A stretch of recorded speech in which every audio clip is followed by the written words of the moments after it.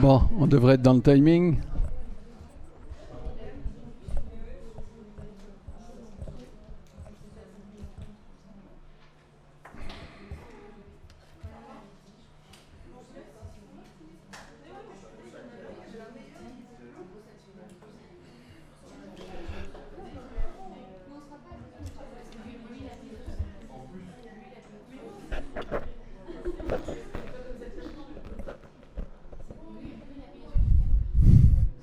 Bon courage.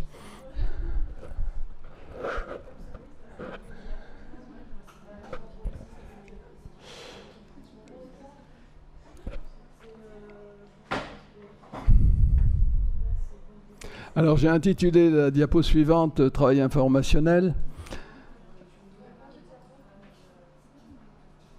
Ah pardon.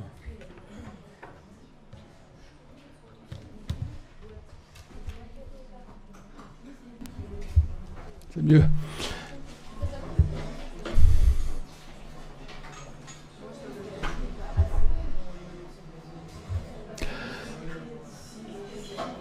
Donc travail informationnel parce qu'une étude ergonomique, ça commence forcément par une demande. Il y a un appel d'offres, vous répondez à un appel d'offres, hein, et puis vous êtes choisi ou vous n'êtes pas choisi. Mais quel que soit l'appel d'offres, avant d'arriver sur le terrain, vous avez intérêt en amont donc à analyser un peu le cadre technique de votre intervention, savoir ce qui est demandé, savoir où on va mettre les pieds, quel contexte économique existe dans la boîte que vous allez visiter, quels rapports sociaux. Est-ce que c'est soumis à tension? Est-ce qu'au contraire, c'est quelque chose qui est très épanoui et qui fonctionne bien? Donc on se renseigne là-dessus parce que ça va nous donner les limites et le cadre de notre intervention, les contraintes d'intervention. Je vous donne un exemple. On est intervenu dans une gare de l'Hérault avec une collègue. On nous a demandé de refaire le guichet de cette gare. La deuxième gare de l'Hérault en vente de billets. C'était assez surprenant quand on a su ça parce qu'on ne s'attendait pas à la trouver là. Et bon, la première personne qu'on a vue, c'est un monsieur qui partait à la retraite 2 mois après et qui nous a dit « Vous avez carte blanche, vous faites ce que vous voulez ». Bon, quand on connaît le cadre économique de la SNCF, quand on connaît les cadres techniques, on se doute bien que carte blanche, ça veut rien dire, quoi. Forcément, tout est encadré et on n'est pas là pour claquer du fric par les fenêtres. Et tenir compte de ce qui est social à la SNCF, c'est quelque chose de primordial et on s'en est bien rendu compte après. Donc, bien savoir où on met les pieds. Ensuite, quand vous arrivez dans une intervention ergonomique, il faut savoir qui est derrière la demande. Qui a fait appel à un service extérieur? Est-ce que c'est le DRH, la Direction des ressources humaines? Alors, je vous en ai parlé des ressources humaines déjà. Hein. Comment vit le DRH? Est-ce que c'est quelqu'un qui est très humain ou au contraire quelqu'un qui est très technicien et qui règle ses problèmes de pyramide d'âge à coups de tombereau? Il y a là quelque chose qui commence à dater. Gentil, merci. Le CHSCT. Le CHSCT maintenant n'existe plus, c'est refondu, mais enfin bon, il existe de façon couverte sous une autre appellation. Enfin, bon, c'est pas grave. C'est le comité d'hygiène, sécurité, conditions de travail de l'entreprise. Donc maintenant, ça c'est repris par un truc un peu plus large. Donc en fonction des conditions de l'hygiène, s'il y a un problème dans ces dimensions-là, eh bien c'est lui qui est capable de convoquer, après réunion, de convoquer une demande ergonomique. Les syndicats peuvent être à l'origine aussi de demandes ergonomiques s'ils estiment qu'il y a des problèmes sur des postes de travail d'opérateurs, etc. Pour vous raconter les débuts de l'ergonomie, je vous ai parlé d'un monsieur qui s'appelait Laville, Antoine Laville, qui était médecin, et il a travaillé chez Moulinex et chez ces gens-là au tout début, et ils sont rentrés dans les entreprises. On n'avait pas le droit à l'époque de rentrer dans l'entreprise, donc les enquêtes ergonomiques se faisaient dans des caravanes à l'entrée, parce que c'était les syndicats qui les avaient demandé, et pas le patronat.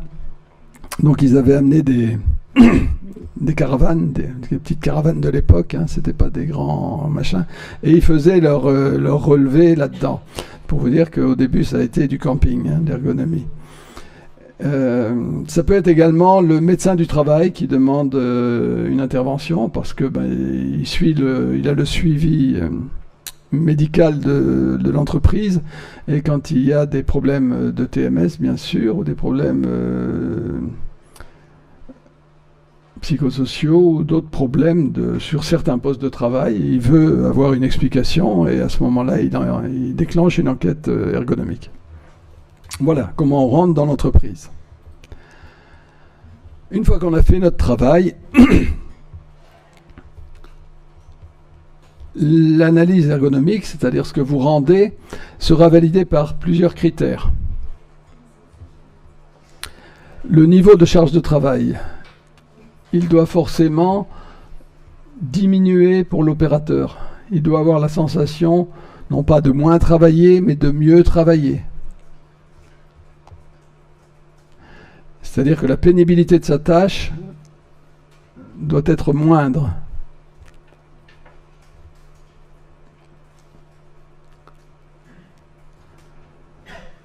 Le nombre d'accidents de travail doit diminuer. Si on vous demande d'intervenir, je vous parle par exemple, je vous ai déjà parlé de la SNCF avec les caténéristes qui réparaient les caténaires, où il y avait eu 7 morts la même année.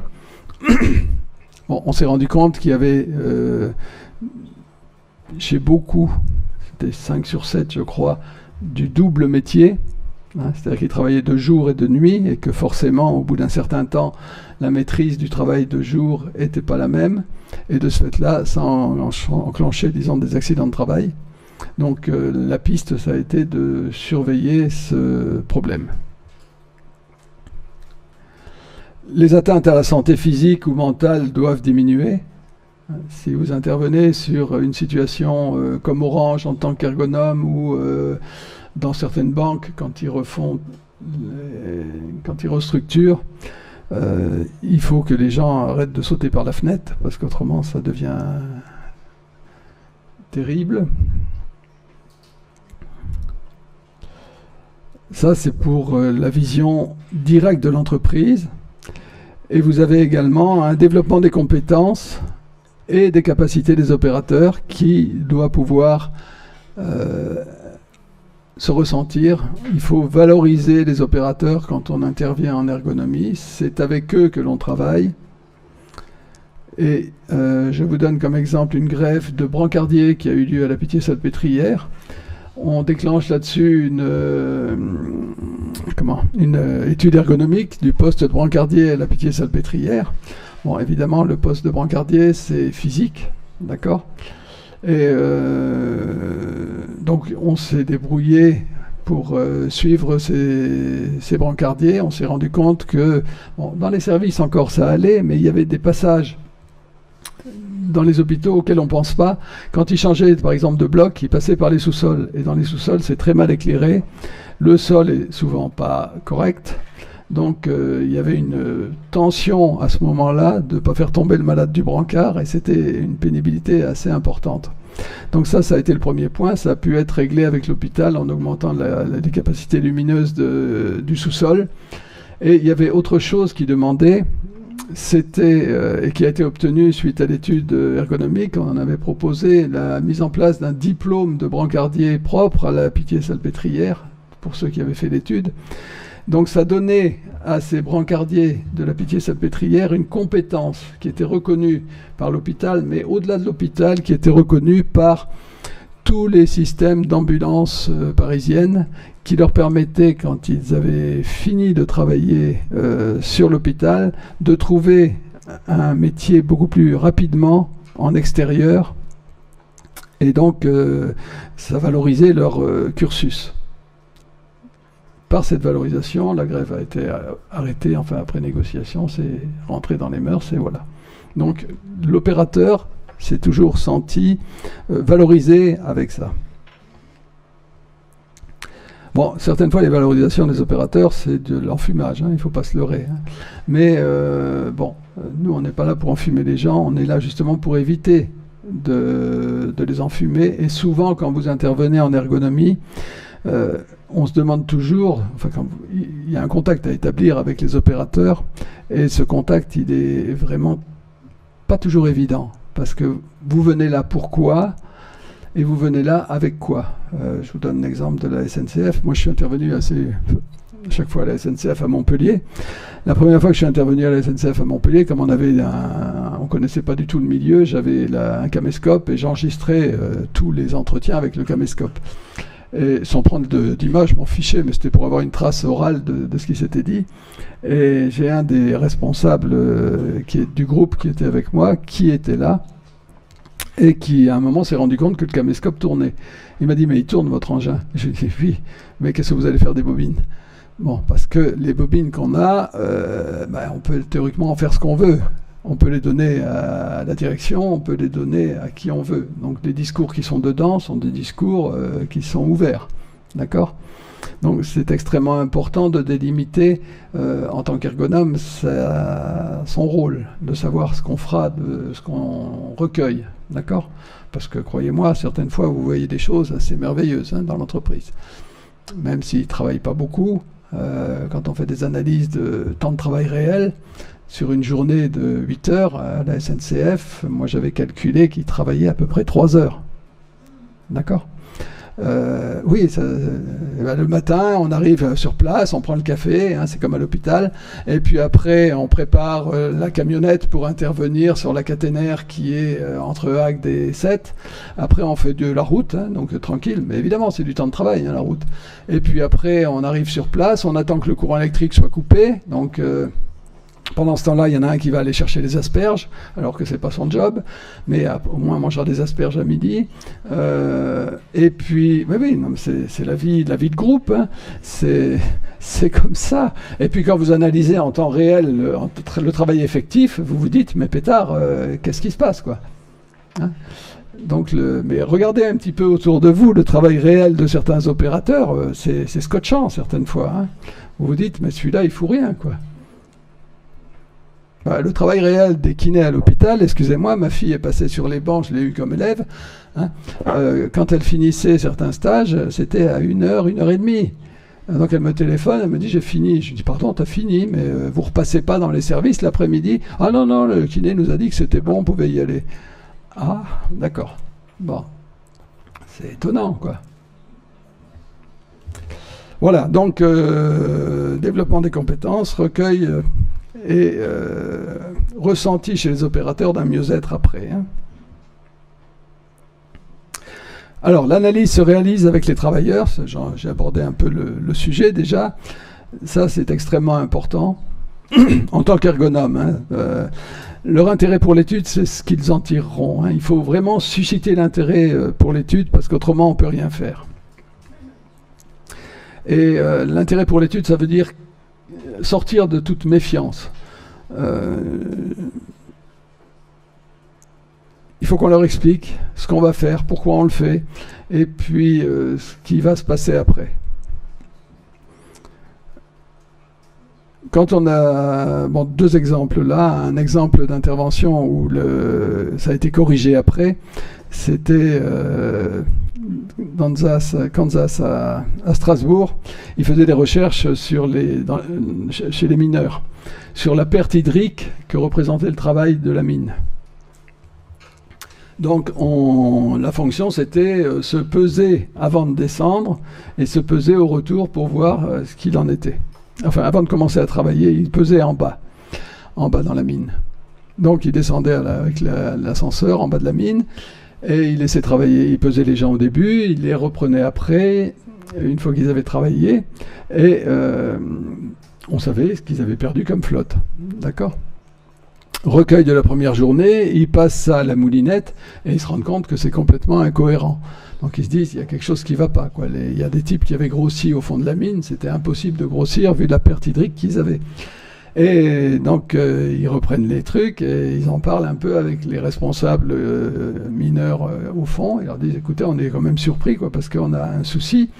Et les gars leur disent, mais vous faites cette étude pourquoi? Pour savoir si on peut travailler plus encore que ce qu'on fait, ou si on travaille suffisamment, qu'est-ce que vous avez derrière la tête?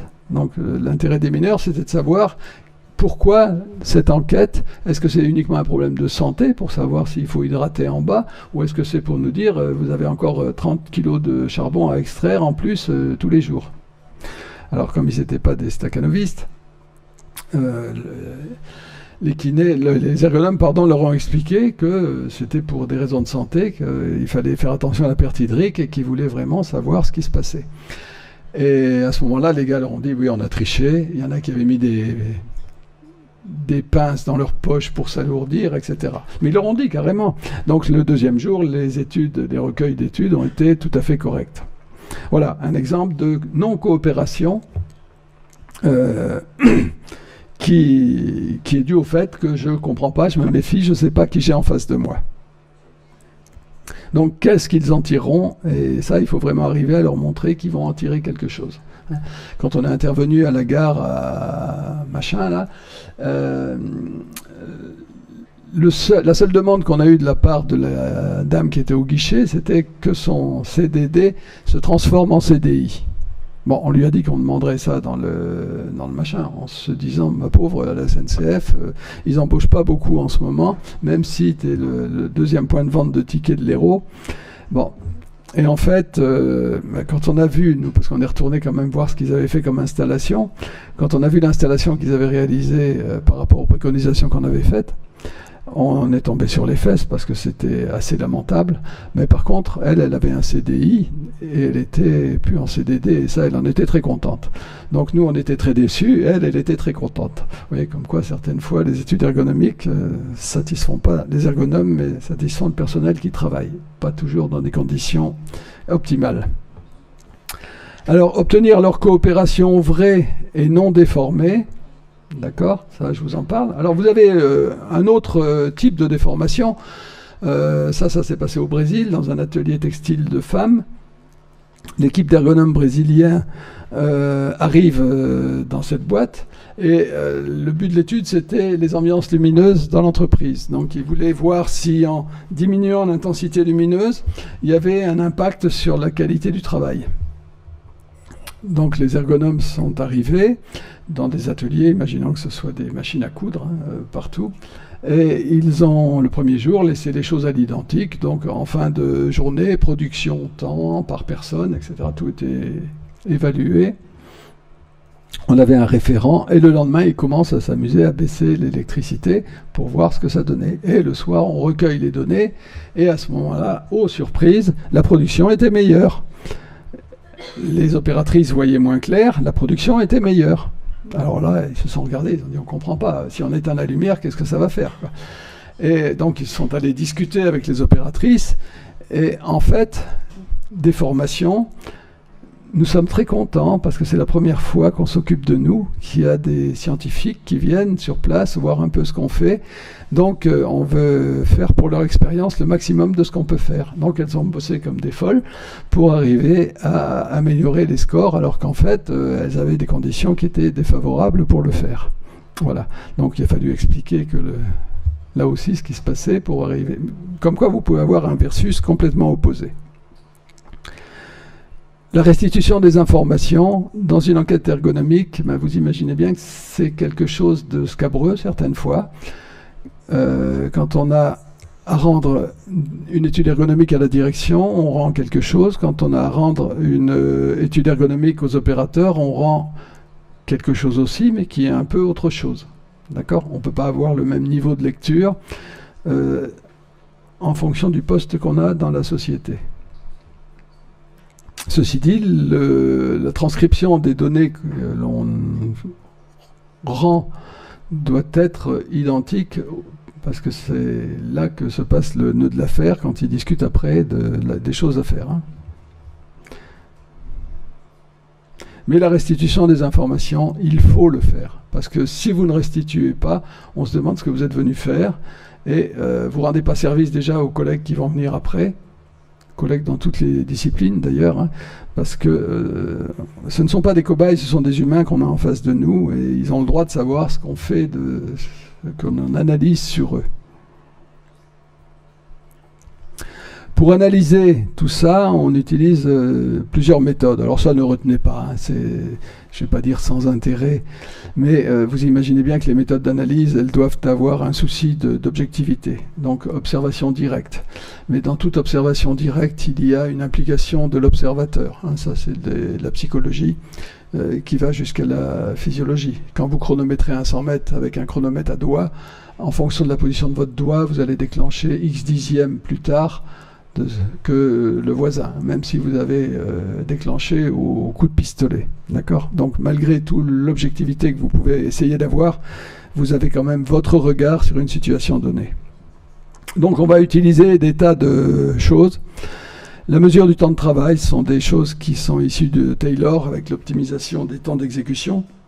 Donc on peut travailler avec ça, chronométrer les gestes, chronométrer la tâche. On va utiliser des techniques vidéo et informatiques pour analyser la tâche. Donc il y a toute une partie de recueil d'informations et après il y a toute une partie d'analyse de ces informations. Vous pouvez faire aussi le partage du temps de journée, c'est ce que quand on dit par exemple à la SNCF, ils travaillent 3 heures en temps réel sur 8 heures, enfin 3 heures de travail effectif, pardon. Ça veut dire que on a partagé la journée en différents temps qui sont des temps de travail évidemment, puisqu'ils sont dans l'entreprise, mais qui sont des temps différents. C'est ça le partage du temps de journée. Vous avez d'autres grilles pour décortiquer un travail. Ce sont des descriptions des opérations et des gestes. Alors il y a deux types de choses. La troisième, c'est un peu différent. Vous avez la méthode de Gilbreth, ce sont 17 opérations élémentaires, c'est-à-dire je m'assois, je me lève, je me mets accroupi, je me mets à genoux, etc. Donc vous notez combien de fois l'opérateur a fait ça dans la journée. Vous avez le mouvement de taille mesurement. Ça, j'ai vu une entreprise qui fabriquait des prises électriques, là, qui travaillait encore avec ce type de choses. C'est-à-dire que la personne savait que quand elle avait fait un interrupteur, elle avait accompli 15 gestes de je prends, je ramène, je fais ça, j'emboutis, etc. Et donc vous décortiquez l'opération pour voir quel temps de travail vous passez dans tel type d'opération, voir à quel moment on peut optimiser le temps pour obtenir davantage de production, ou à quel moment on peut augmenter la marge pour éviter qu'il y ait des TMS, etc.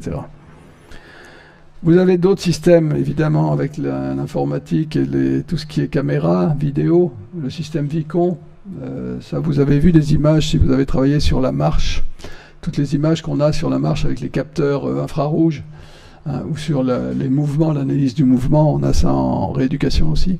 Il y en avait un à l'époque à Palavas, où il y avait une piste de marche pour étudier la marche des IMC. Ce matériel a disparu, personne ne sait où il est passé. C'est quand même extraordinaire. Quand on voit le prix. Voilà. 3 caméras vidéo qui sont mises dans 3 plans de l'espace et vous faites marcher la personne, vous analysez la gestuelle, ou vous faites travailler la personne et vous analysez la gestuelle. Vous avez aussi des checklists ergonomiques, qui sont d'origine, vous savez qu'au début de la guerre 14, les pilotes scratchaient les avions parce qu'ils oubliaient les 3/4 des choses à faire avant de décoller.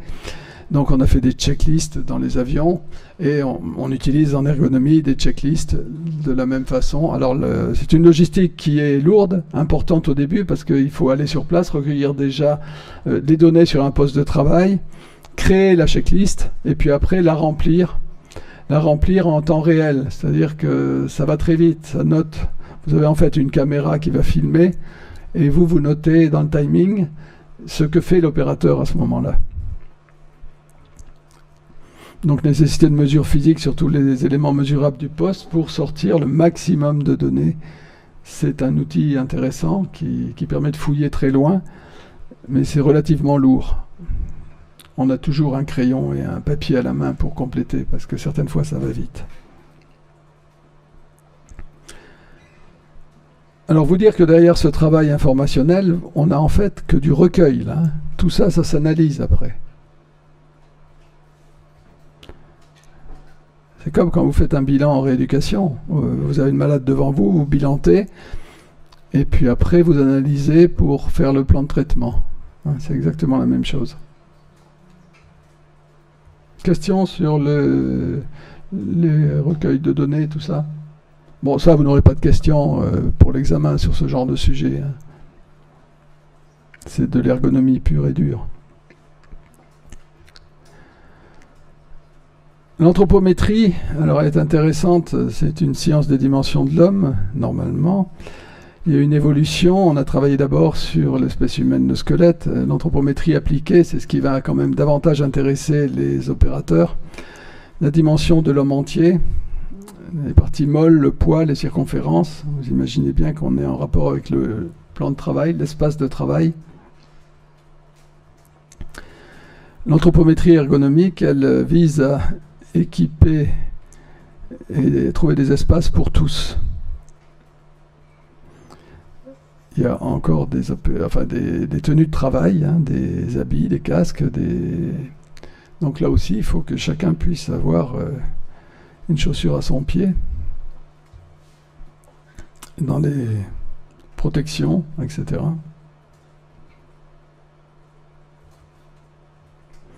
Alors pour mesurer en anthropométrie, bon, je vous donne tout ça, vous connaissez quasiment. Le matériel, non, mais ça, il n'y a pas de question non plus, c'est de la culture générale. Vous avez le cours qui est disponible à l'école. Hein. Vous savez ça? Non, vous ne savez pas. Si, bon. Le matériel, c'est la toise, le ruban, le goniomètre, le compas d'épaisseur. Les panneaux de Morand, ça vous connaissez pas, je pense. Les panneaux de Morand, c'est un angle de pièce en 3D, donc le sol et puis la porte. Imaginez qu'il y a une porte de l'autre côté. Tout ça en papier millimétré. Et en fait, on fait des projections de silhouettes sur cette... on faisait, parce que ça c'est fini, on n'utilise plus, des projections de silhouettes sur les 3 plans de l'espace pour voir ce que la personne utilisait comme espace. Les mesures sont prises au millimètre, en position debout et sans compression cutanée. Les techniques de projection, de photographie sont utilisées, les rayons X aussi, les nouvelles technologies de la communication et surtout de l'informatique avec tout ce qui est 3D, ça a été énormément utilisé, je vais y revenir. Ça a été utilisé notamment pour la constitution des bases de données de l'AFNOR, il y a maintenant une dizaine d'années. Le temps passe. Il y a eu des enregistrements faits dans des cabines avec un lecteur laser. Vous n'avez pas entendu parler de ça? Vous n'avez pas lu encore, ni écouté la radio. Donc, on faisait rentrer les gens dans des... Simplement, vous savez, quand vous allez faire des courses pour un bébé actuellement, si vous achetez du 2 mois à la naissance, il ne pourra jamais le mettre parce qu'ils ont grandi et il vaut mieux prendre du 4 mois pour être sûr qu'il le porte au moins 3 jours, quoi. Donc, et tout le décalage de la croissance des jeunes actuels fait qu'on a été obligé de recalculer les normes AFNOR des tailles par rapport à l'âge, par exemple. D'accord ? Donc ça a été fait à partir d'une population d'un certain nombre de gens. Hein. C'est la courbe de Gauss, on y reviendra après. Pour avoir une population moyenne, pour faire les coupes de tissus pour le lambda moyen. On a passé les gens au scanner, au laser plutôt. Et de ces études laser répétées dans les salons d'essayage, on a sorti une base de données qui a réactualisé l'ancienne base de données. On a également, donc ça les normes, elles existent, hein, il faut les acheter simplement. C'est sur le site AFNOR. L'an dernier, j'ai une étudiante qui m'a téléphoné pour me demander les normes AFNOR de je ne sais plus quoi. Bon, je les ai trouvées, je les avais. Mais bon, autrement, ça s'achète sur le site. Modèle anthropométrique de la population masculine et féminine, ça c'est ce qu'on a utilisé surtout chez Renault à l'époque où on a travaillé au tout début, où Wissner a travaillé sur l'étude du poste de chauffeur, conducteur. D'accord. Ils avaient fait 6 groupes, donc les 2 sexes avec 3 tailles, petit, moyen et grand. Et on fait des espèces de petites marionnettes plates, hein, travailler sur plan. On n'avait pas de 3D à l'époque. Travailler sur plan incliné, et ils plaquaient leur petit mannequin pour voir si en attrapant le volant, ils avaient encore les pieds sur les pédales. La conduite du poste automobile, c'est le pied sur les pédales et les yeux sur la route. Donc le compromis à réaliser, il se fait entre les dimensions du matériel et l'amplitude de la variation d'un segment corporel sur toute la population. On essaye d'optimiser les choses. Donc il y a 2 façons de le traiter. C'est là qu'on fait un peu de statistiques. On essaye de satisfaire une proportion maximale de population en laissant les 5e centiles des extrêmes tomber. Ou on introduit un réglage total du matériel, ce qui est rarement possible pour les cas extrêmes. Quand vous faites 2,40 m, vous rentrez difficilement dans une voiture lambda. Mais bon, ça, c'est des choses qui sont intéressantes. On est obligé de se référer certaines fois à ça. Je vous ai parlé des brancardages des personnes fortes dans les hôpitaux, des couloirs en architecture. Il faut pouvoir croiser quelqu'un dans un couloir.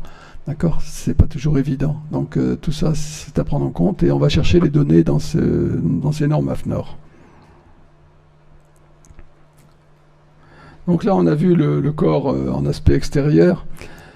On va continuer par gestes et postures et on va aller vers le mouvement. J'essaye de vous montrer où je vous emmène là. Vers le mouvement et après définir les capacités physiques d'un individu pour savoir quel type de travail on peut lui demander, pendant combien de temps on peut lui demander de travailler, etc. etc. L'objet étant de ne pas l'épuiser, et de rester dans ce qu'on appelle la fatigue, réversible par le repos. D'accord ?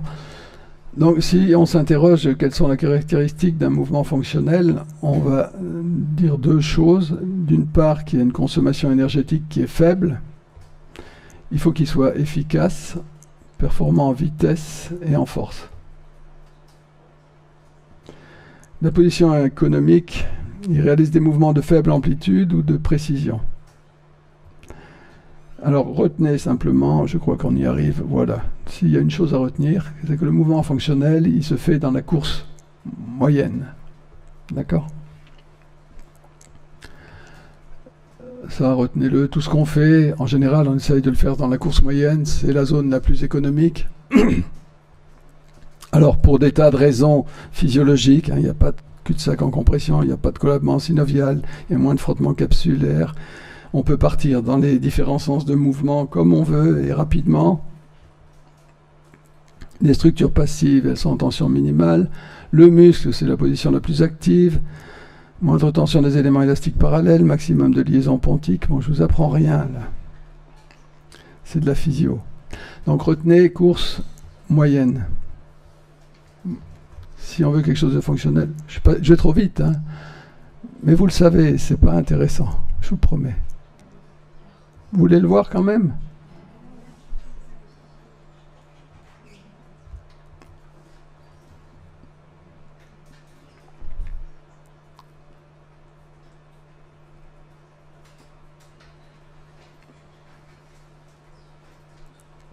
Alors quand vous avez des gens au cabinet, ils vous disent, les dames surtout, parce que je suis désolé, c'est encore en majorité elles qui font le ménage, mais moi je fais mon ménage.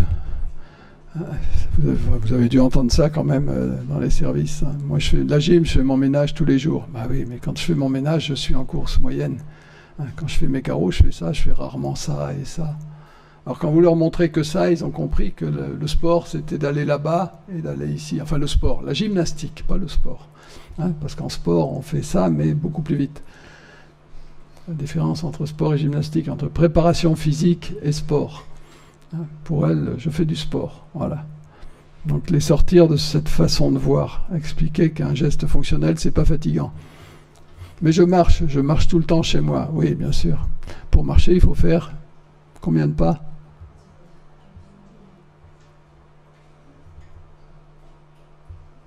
Allez, on se lance. 1, 2, 3, 4, 5. Qui dit mieux? 7 pas, plus de 7 pas pour avoir la marche. Au bout de 7 pas, le reflux veineux commence à se faire. D'accord? Donc si vous avez des... au Cap d'Agde, ils ont des petits appartements souvent. Hein, moi j'appelle ça aux 4 coins, coin cuisine, coin séjour, coin chambre, coin, d'accord, toilette. Donc s'ils font 5 pas pour aller de l'un à l'autre, c'est merveilleux, avec les meubles. Donc on ne marche pas chez soi, à moins d'avoir 120 mètres carrés. Je passe, pardon.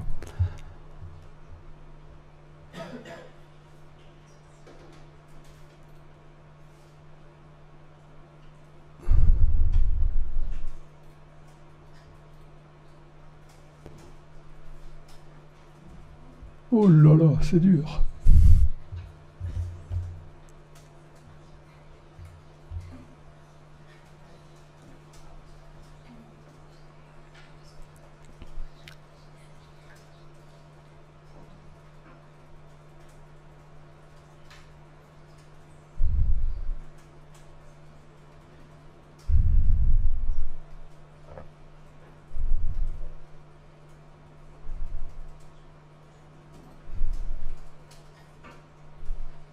On vous a appris des choses sur le stretching? Oui. On vous dit qu'il faut en faire ou pas? Il faut en faire? D'accord. Avant l'effort, après l'effort.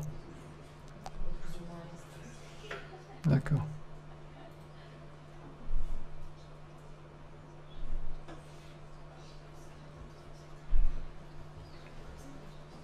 C'est bon?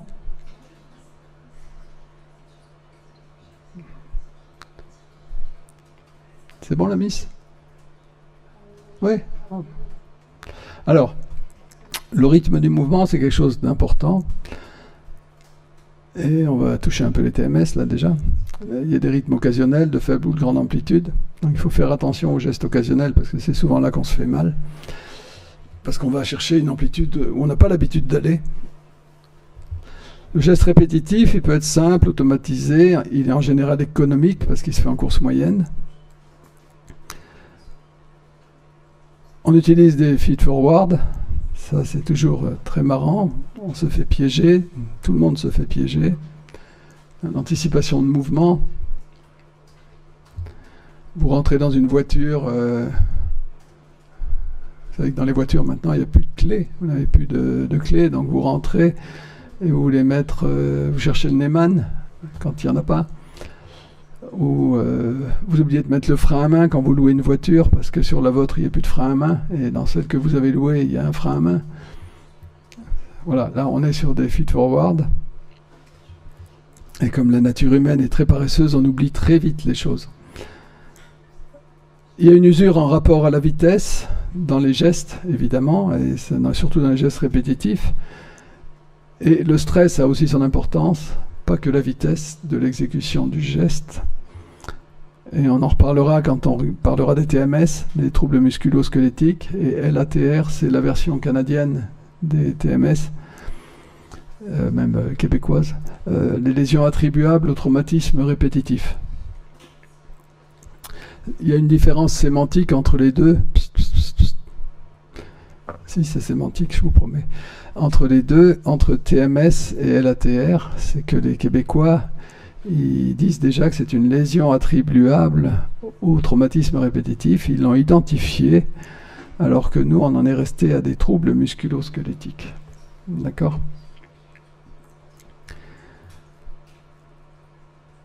Après, vous avez d'autres gestes qui sont complexes entre des gestes conduits et des gestes automatiques. Voilà. Donc tout ça, c'est à voir quand on regarde travailler les opérateurs, quel type de gestuel ils vont utiliser et est-ce que ça peut être l'origine de pathologie? En ergonomie, on différencie deux types de vitesse. Une vitesse lente, qui est proche de la posture. C'est-à-dire si je fais lentement mon geste, c'est considéré comme de la posture. Ou des gestes rapides, où il y a peu de protection, et là où il y a danger. Les gestes de posture, il y a d'autres soucis. En ce moment, vous êtes en posture. Si on analyse la posture de chacun, on verra qu'on est en posture enroulée puisqu'on tape sur informatique, d'accord. Et en posture enroulée, automatiquement, au niveau de la colonne cervicale, on n'est pas forcément bien positionné. Si je vous faisais une photo de chacun, on aurait de quoi raconter pas mal de choses.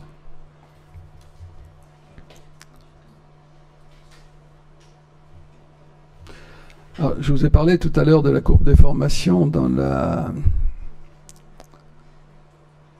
fatigue. La courbe contrainte déformation, c'est une courbe intéressante, c'est une courbe que les kinés doivent connaître parce qu'on utilise ça à longueur de journée dans tout ce qui est tendinopathie, dans tout ce qui est fracture. La courbe contrainte déformation, donc sigma c'est la contrainte, epsilon la déformation. Il y a 3 zones de mouvement dans cette courbe, une zone de fonction, d'effort, et la deuxième zone d'effort. La troisième zone, c'est le sureffort, si on peut dire. Après epsilon 2, epsilon 3. Le muscle va agir dans ces zones de deux façons. Dans la première zone, il va être viscoélastique. Bon, on peut dire certaines fois qu'il est élastique pur, viscoélastique, mais enfin, fouillons pas. Et après, il va être dans la zone plastique du tissu. Alors, ce graphe, il s'applique aussi bien au béton armé qu'aux muscles. Alors, on va prendre le muscle parce que c'est plus facile pour nous. Dans la zone de fonction, quand on monte, on arrive jusqu'à... Hop. La cocotte. Non.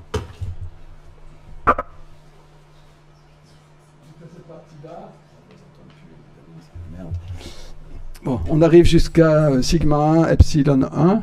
Et si on relâche le travail à ce moment-là, on va revenir par le même chemin au point de départ. Si on continue à contracter, on a une contraction plus puissante, sigma 2, et une déformation plus importante évidemment. Et on reviendra également par le même chemin. Je continue jusqu'à sigma 3, epsilon 3. Et à ce moment-là, je vais arriver dans la zone d'effort sur effort, d'accord, entre epsilon 2 et epsilon 3, sigma 2, sigma 3. Et on voit que le retour se fait par un autre chemin et que la courbe redescend sur l'abscisse en à peu près epsilon 1. Donc il y a une déformation qui reste intégrée au tissu et qui se refera évidemment, mais avec un certain temps. D'accord ? Là, on n'est plus dans la fatigue, on est dans la pathologie. La déformation a atteint la zone plastique du tissu. On n'est plus dans le viscoélastique. Ça s'appelle le phénomène d'hystérésie. Je continue après à augmenter ma contrainte et je note que le plateau, qui est un plateau qui est réalisé, la déformation ne s'engrange plus dans le tissu, parce que le tissu est arrivé à son maximum de déformation. Et après, la contrainte va diminuer parce que le tissu est tellement délabré que j'aurai besoin de moins de contraintes pour continuer à le déformer. C'est la chute du plateau avant la croix, c'est ce qu'on appelle l'effet poisson. D'accord ? C'est-à-dire qu'à ce moment-là, la contrainte est moins forte et le tissu continue à s'abîmer. C'est le chewing-gum que je prends, il y a un moment où c'est le poids du chewing-gum qui va casser le chewing-gum et c'est même plus ma tension. La croix représente la mort, la fracture, la déchirure. Voilà. Alors la phase plastique, elle n'est pas spontanément sollicitée, mais c'est une zone de sureffort. Et malheureusement, certains sportifs vont chercher ça certaines fois. La zone de travail, donc la zone qui nous intéresse nous en tant qu'ergonomes, c'est la zone sigma 2, sigma 3. C'est dans cette zone-là que se créent les TMS, les LATR. Parce qu'on est dans des gestes répétitifs, et le geste répétitif, eh bien, de temps en temps, à force de cumuler, il vient mordre sur la zone plastique, et il engrange une déformation qui, le lendemain matin, parce qu'on travaille 5 jours par semaine quand même, le repos n'ayant pas permis de récupérer, on va retrouver un organisme fatigué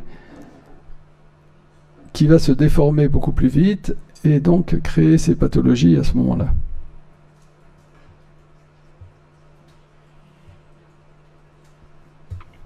Alors c'est une courbe intéressante parce que la fatigue est au début, les TMS sont là-haut. Je vous rappelle que la contrainte c'est sigma, que epsilon c'est la déformation, et qu'à l'examen, si vous mettez la déformation à la place de la contrainte, votre courbe ne veut plus rien dire. D'accord ? Si la courbe ne veut rien dire, le discours que vous tenez sur cette courbe après n'a pas plus de sens. Vous êtes d'accord ? Non, je dis ça parce que chaque année, j'en ai qui me disent « mais ce que j'ai mis en dessous, c'était bon ». Non, ce que j'ai mis en dessous, c'est pas bon. Si ma courbe est pas bonne, je peux pas dire que le discours qui est tenu en dessous a un sens.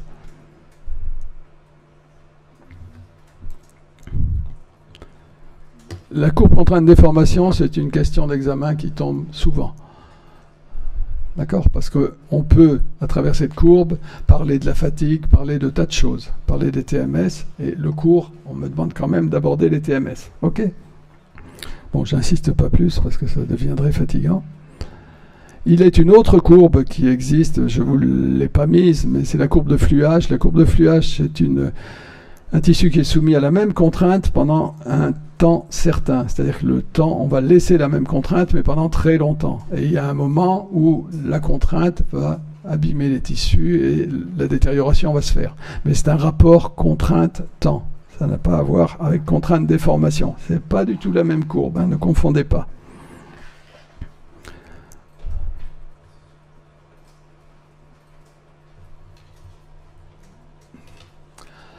Alors, je vais aborder ça, ça va vous paraître indigeste.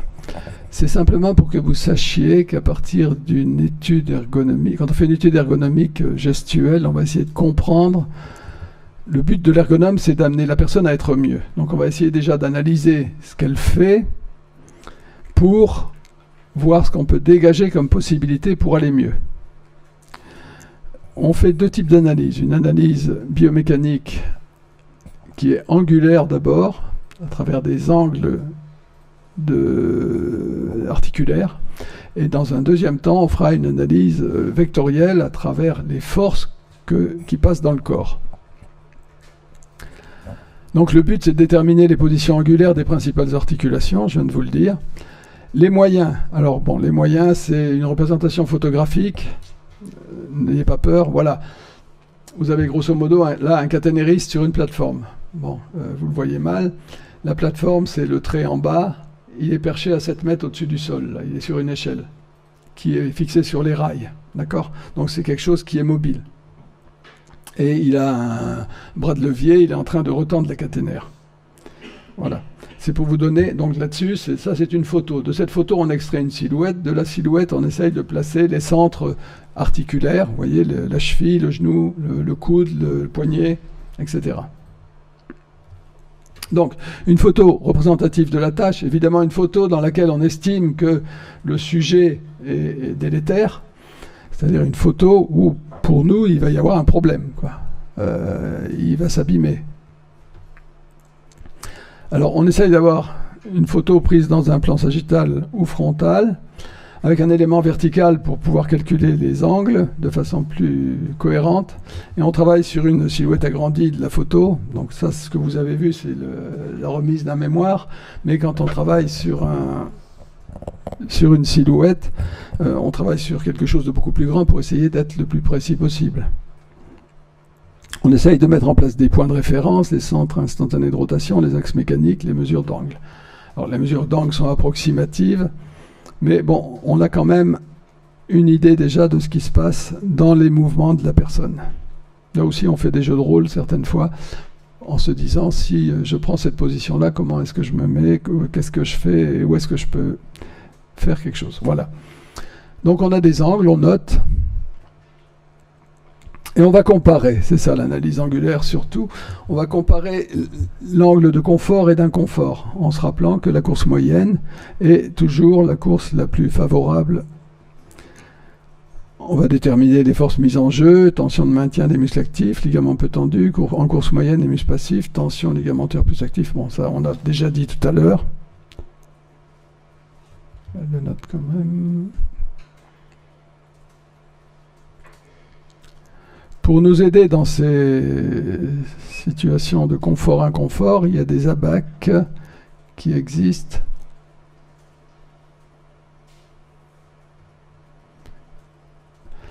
Alors, c'est une compilation qui a été faite entre l'Académie orthopédique de chirurgiens américains, Kapanji, que vous connaissez, et Rebiffé, qui était un ingénieur chez Renault.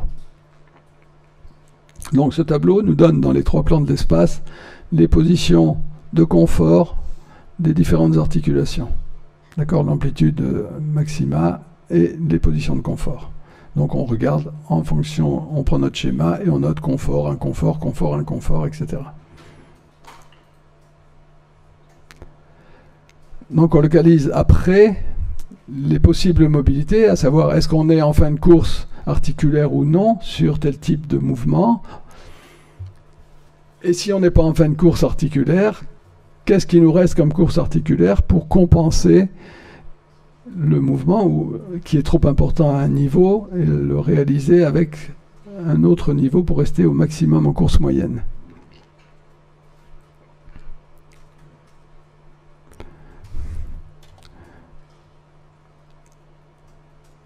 Donc retenez de l'analyse angulaire, c'est le calcul des angles pour vérifier le confort, l'inconfort et savoir où on peut aller chercher de la mobilité en dehors de celle qui nous est présentée par la photo.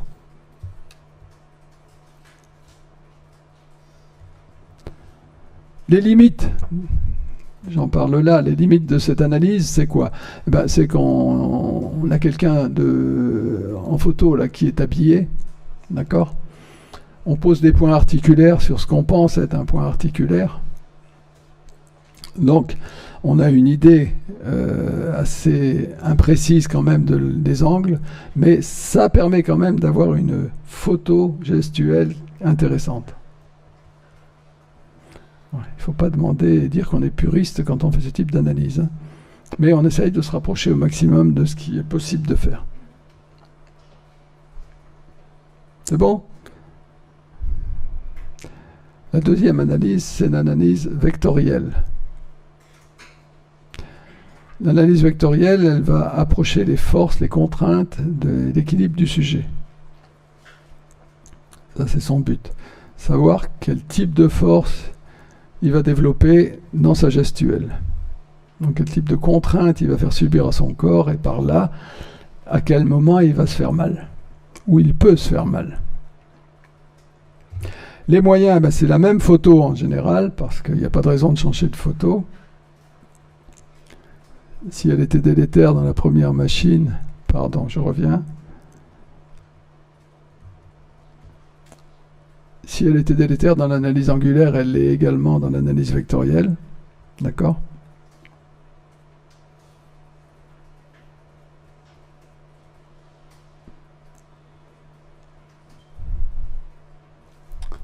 Vous n'aurez pas de questions là-dessus. Les seules questions que je peux poser, c'est pourquoi on fait ce type d'analyse. D'accord ? Comprendre les choses. Pourquoi vous n'aurez pas de questions là-dessus? Parce que ce type d'analyse se fait avec des clics ordinateurs maintenant.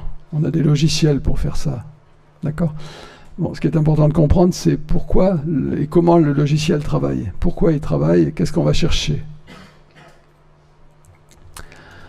L'analyse vectorielle, elle se fait avec la localisation de centre de masse, centre de chaque segment, et après on va chercher, voilà, donc on a des abacs là aussi, qui nous donnent le centre de masse des sujets. Pour ceux qui feront de la biomécanique, c'est quelque chose d'extrêmement intéressant, Parce que pour calculer ça, on a pris des morceaux, hein, et puis on a perforé, on a fait tourner pour voir si le centre de masse était le bon. Et on a des localisations. Voilà, le centre de masse du tronc, 51% du poids du corps, face antérieure de L1, etc. Et là, on s'amuse à faire ce que vous avez fait en seconde, première ou terminale, je ne sais plus.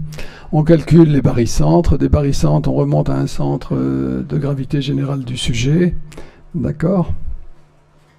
Ne notez pas tout ça, c'est...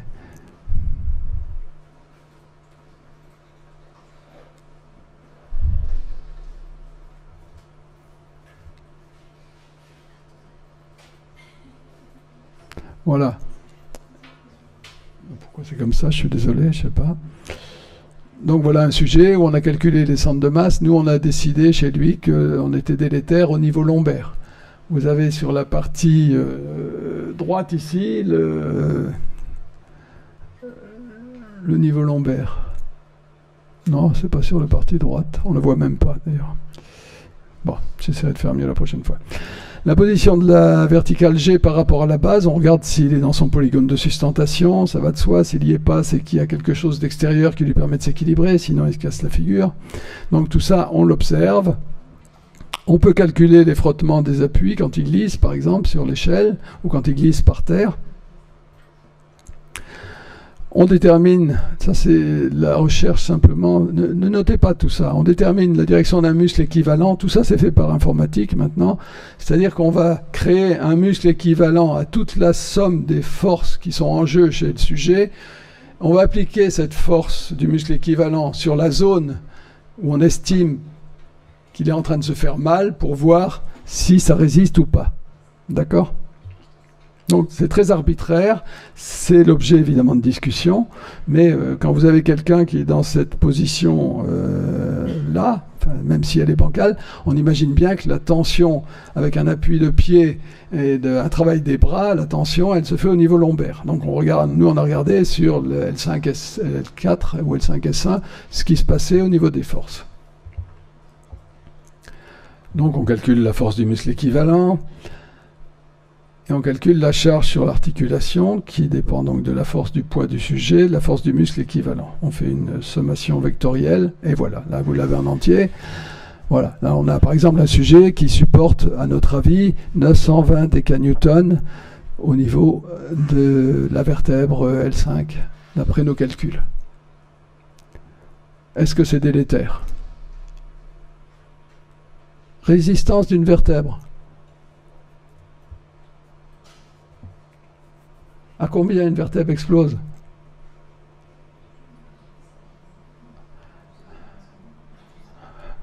« 300 décanewtons. 920, il est mort. » Non, ça veut dire, quand on sort un chiffre comme celui-là, on va dire, c'est ce qu'on a dit dans notre analyse, on est délétère au niveau lombaire forcément, mais on tempère aussi notre lecture, parce que ce monsieur, il est sur une échelle, l'échelle bouge, donc il y a une absorption des forces cinétiques, et c'est là que la bioméca est intéressante. Le mouvement qu'il fait avec l'échelle va lui donner aussi de la force, qui va diminuer le poids, enfin la masse, disons, de 920 décanewtons qui s'exerce sur sa colonne. D'accord ?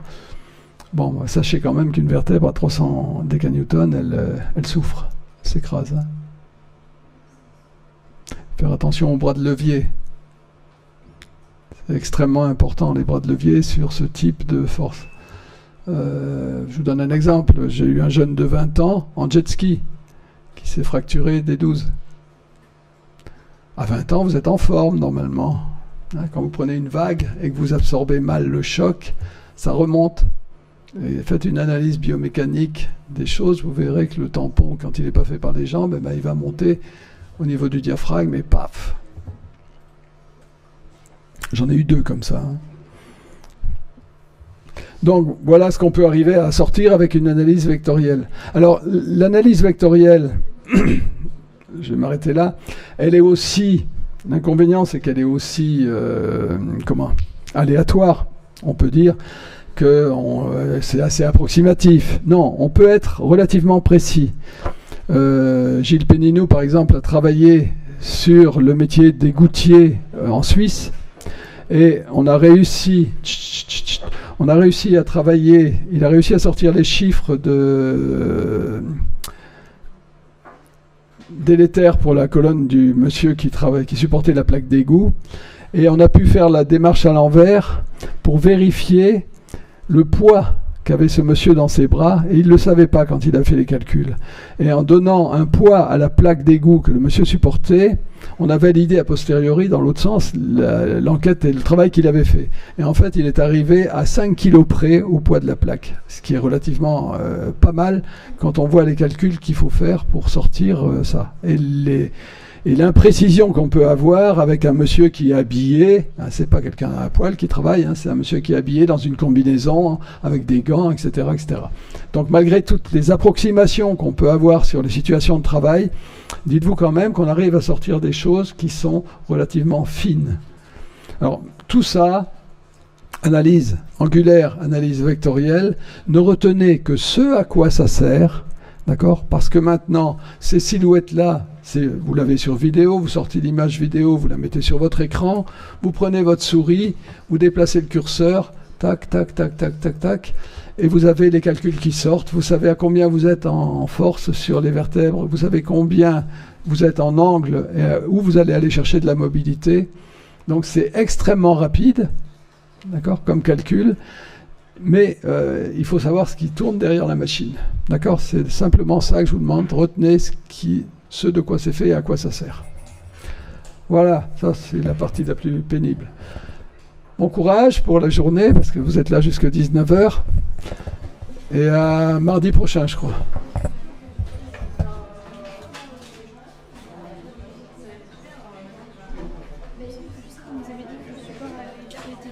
Oui. J'ai envoyé un mail à celui qui gère justement ça, il m'a dit qu'il ne l'avait pas. Je vais redonner encore aujourd'hui. Ah oui. Vous aurez les deux, vous aurez celui-là et le TMS. Il l'a pris aujourd'hui. Normalement, c'est les mêmes que l'année dernière et ils doivent les virer à chaque fois, je ne sais pas. Je sais pas. Mais c'est lui qui l'a.